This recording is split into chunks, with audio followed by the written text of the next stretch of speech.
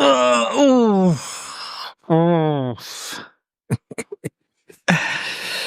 Let's talk about injury recovery and what it means for people like us. Today, I'm going to talk about recovering from a long-term injury, and because that just happened to me recently. I was out for 5 weeks, and it started to play in my mind, like, how long does it take you to lose your fitness?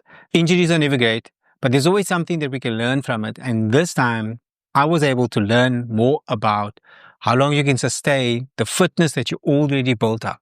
Now, I'm going to talk about 3 fitness areas. 1 is your aerobic fitness, 2 is your structural fitness, and number 3 is going to surprise you, and we'll talk about it throughout this video, which is something that you probably are more aware of than you think. So let's get into it. Hi there, my name is Richard, and I'm an adventure filmmaker, and I focus on running. This was something that came up for me just recently. I haven't been through a 5-week injury, and then getting back into running.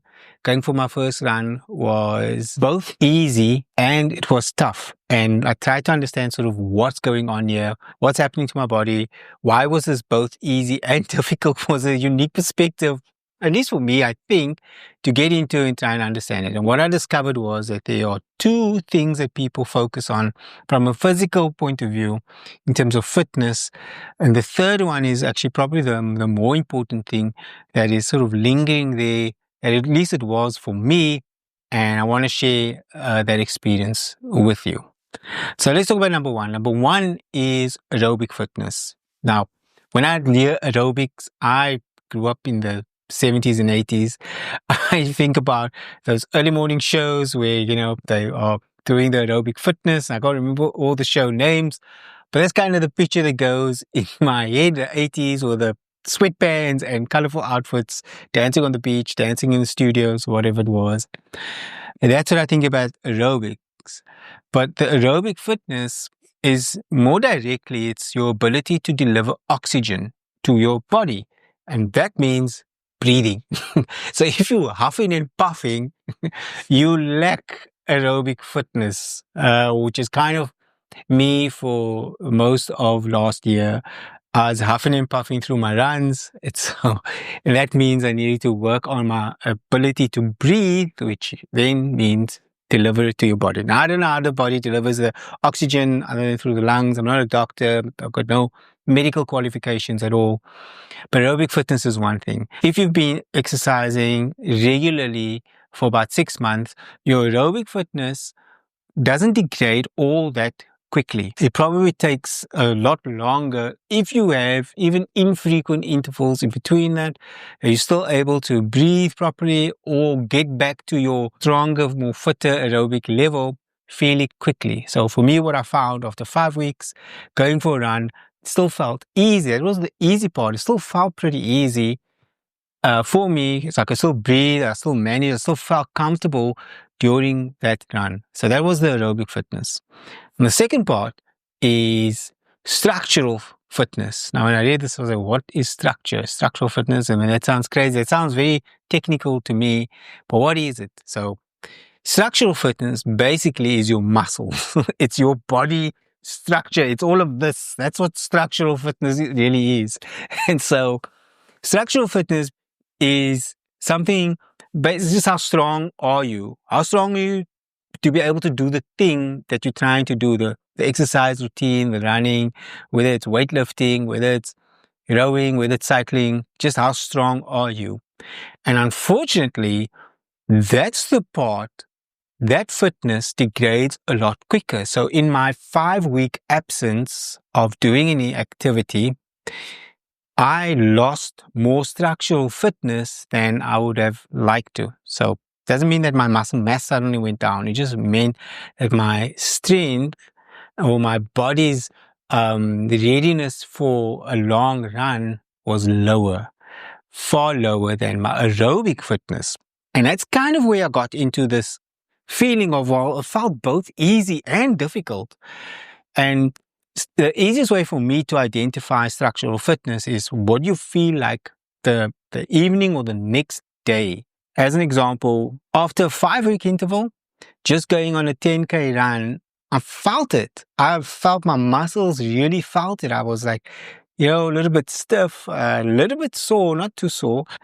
Now it's been about 3 weeks since I started running again. Last night I did a 10-kilometer run. I felt it. I felt it through the night. I felt that body aches. So anyway, so that is structural fitness. It's your muscle, it's ability and body's ability to do the thing you're trying to do. But for me, the most important fitness that I think we all go through is a little voice in your head that tells you whether or not you can do something. And that's your mental fitness. In an injury, one of the things that I'm always worried about is this my last injury? And what I mean by that is this the injury that ends it all for me, that says, no, you can't run anymore, you can't cycle, you can't do all the stuff anymore, you have to grow old and then fat, or older and then fatter. And so that's the thing that really plagued me. When I'd go on a run, when I'd feel a little niggle, I'd be like, oh no, wait, I better slow down. I better not run as far as I plan to run. Let me change my route. Let me head back home. Let me stop. Let me rest. Let me take it easy, because you don't want to get another injury, Richard. And that's kind of the thing that is the hardest thing to deal with. So while those things, months ago could have been just part of the growth that I'm going through. I knew that these were growing pains, like, oh, cool, that's going to happen because I'm busy, I'm challenging myself more. After a long injury, 5 weeks, that hit me the hardest. It's what was going on in my head, the things that I was telling myself.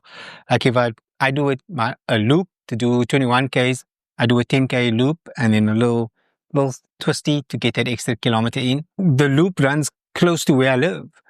And the hardest part is running past the turnoff to my home. It's winter now, so I'm generally running in the dark, and it's colder in the evenings especially. So it's so easy for me just to turn and go back home. But, trying to keep that mental fitness, that mental strength that says, keep pushing, keep going, you've got this.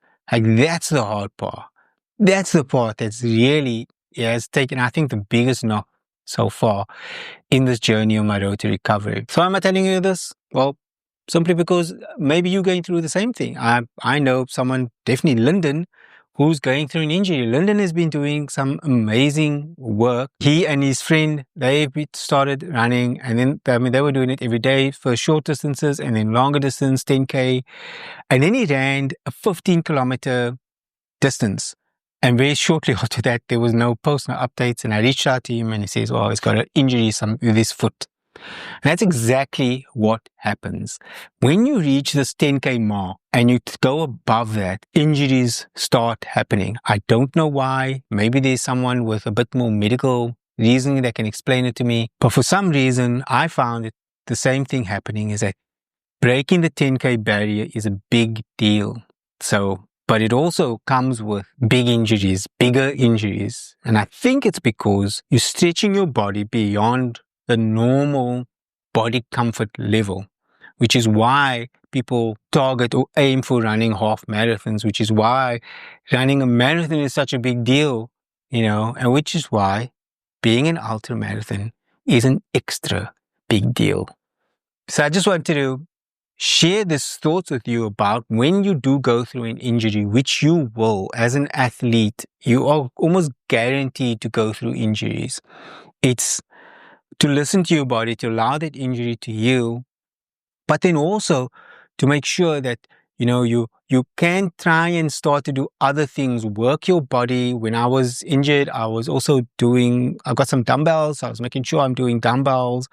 I'm making a lot of effort to do more stretching now, both morning and evening. That is just helping prevent the injuries or, warm the muscles up. And the weight is there so that I don't lose that structural fitness, because that fades really quickly. I was so surprised. And if you can focus on those 3 things while in injury, it's trying to find ways to keep your aerobic fitness going, although that's less of a concern.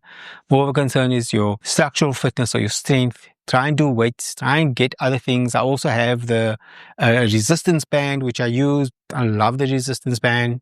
Push-ups, push your own body, unless you introduce your arms.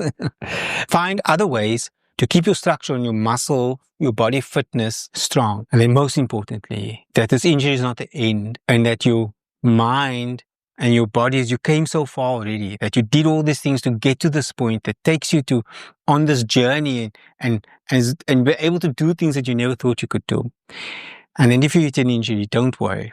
Get back on the road like I am. And I'm continually trying. It's not, I would say I got it perfect, but it's something that I do work on. Getting better at telling myself that I am capable of more. And you're capable of more too. So one of the things that I also do is I realize that I'm older and that the youth that I had back when I was younger is no longer with me and that I need help. And so for that, I take vitamins. I take some supplements, and I'm going to discuss all my supplements in the next upcoming video. So why don't you go ahead and subscribe if you found this of value and you do want to know about my next video. If you don't want to, that's also okay. I really appreciate maybe you could just like the video. And you've never heard of me before, my name is Richard.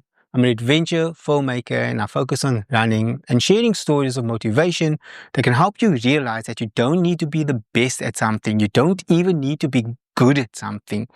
All you need to do is just enjoy it, so that you create more enjoyment and fulfillment in your life, and that you go out into the world, and get off the couch and go into the world and experience it for all its beauty and for all its craziness and the sweat and the pain that we go through, and we get up and we do it again. So I'm hoping that you can find some motivation in this message, in some of the messages that I do share, and that you go out there and have as much fun as you can.